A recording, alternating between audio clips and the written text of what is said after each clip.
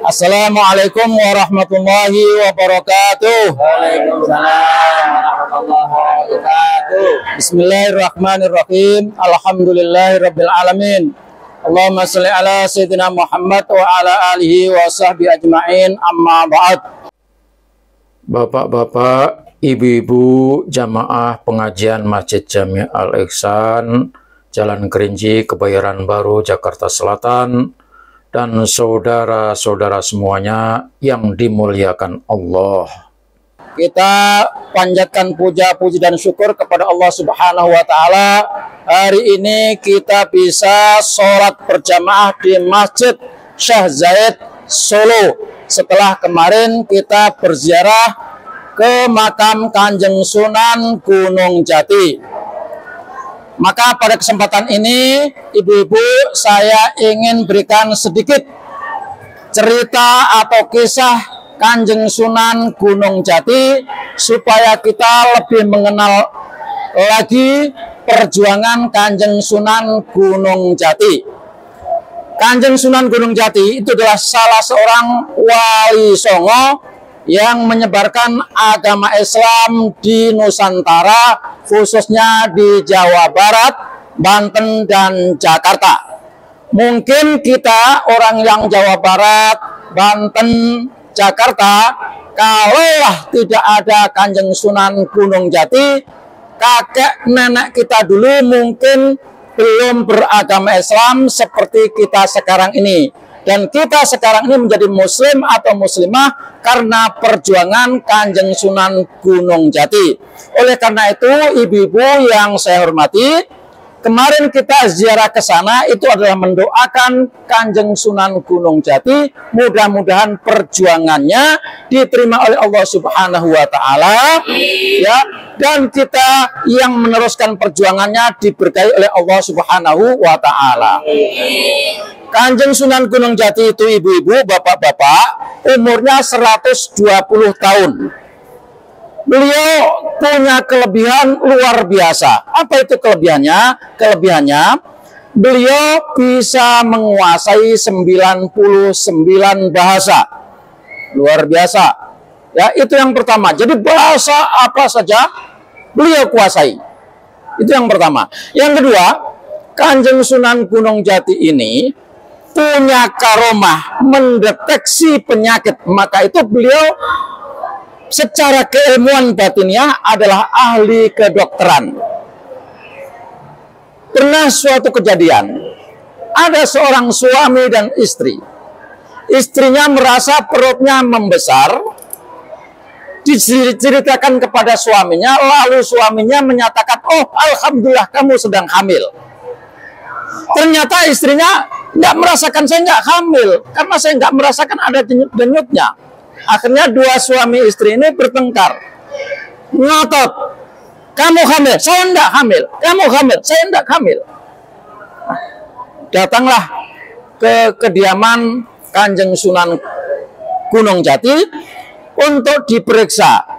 Maka Kanjeng Sunan Gunung Jati setelah memeriksa, oh tahu, oh ini bukan hamil, ternyata yang membesar di dalam perutnya itu adalah jenis penyakit kanker. Itu di antara kelebihan Kanjeng Sunan Gunung Jati. Tentu kelebihan yang lain jauh lebih banyak lagi. Itu yang kedua. Yang ketiga, Kanjeng Sunan Gunung Jati itu adalah tokoh politik yang bisa mempersatukan pemerintah dan rakyat. Dan beliau bisa tersebar kemana-mana dakwahnya itu karena kerjasama dengan raja-raja kecil, dengan pemerintahan-pemerintahan pada waktu itu, dengan kerjasama yang sebaik-baiknya. Maka dakwahnya bisa diterima oleh masyarakat Banten, masyarakat Cirebon, dan Jawa Barat pada umumnya. Karena itu, ulama, kiai, ustadz harus bekerja sama dengan pemerintah. Apa maksudnya? Kalau pemerintah salah, ulama harus ngasih tahu, harus mengingatkan, ini salah, oh dibetulkan. Tapi cara membetulnya dengan nasihat yang baik, tidak menunjukkan keburukan-keburukannya, apalagi mengumbar keburukan-keburukan di depan umum, semacam melakukan demonstrasi itu bukan caranya ulama. Jadi ulama yang bagus itu adalah yang memberitahu nasihat dengan cara yang baik. Macam saya kasih tahu kepada ibu-ibu sudah melakukan kesalahan, nggak boleh saya tunjukkan, ibu kamu salah, ibu kamu melakukan ini, tidak boleh di depan orang banyak, itu tidak boleh. Nah, maka cara yang terbaik adalah didatangi, dikasih tahu secara pelan-pelan dengan bahasa yang tidak menyakitkan hati. Maka ketika ada ulama, atau katakanlah ada seorang habib yang menyatakan kalau ada ulama kok runtang-runtung dengan pemerintah, maka kata dia itu adalah ulama su atau ulama jahat. Ini na'udzubillah summa na'udzubillah. Jadi pemerintah dan ulama harus kerjasama.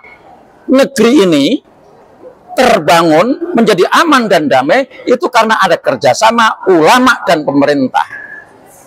Ulama dan pemerintah itu seperti mata uang, dua sisi, tidak boleh dipisahkan.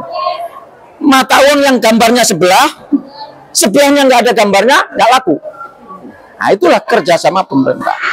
Itu kelebihan Kanjeng Sunan Gunung Jati. Yang ketiga, beliau itu ahli pendidik.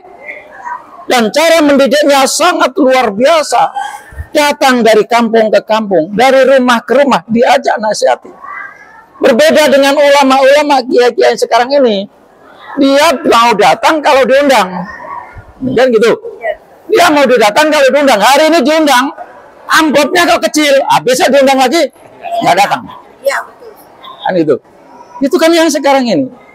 Makanya tidak heran kalau ada ulama hari ini sudah kita berjanji, Pak, tanggal 7 nanti kita ceramah di tempat saya, Pak. Tiba-tiba tanggal 7 ada orderan yang lebih gede.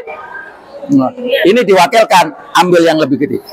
Itu tidak dilakukan oleh ulama, oleh Kanjeng Sunan Kalijogo dan ulama-ulama tempo hari. Nah, itulah ibu-ibu yang saya hormati. Maka kita harus ingat, Wali Songo itu adalah orang-orang yang berperan besar terhadap pengembangan Islam di Indonesia.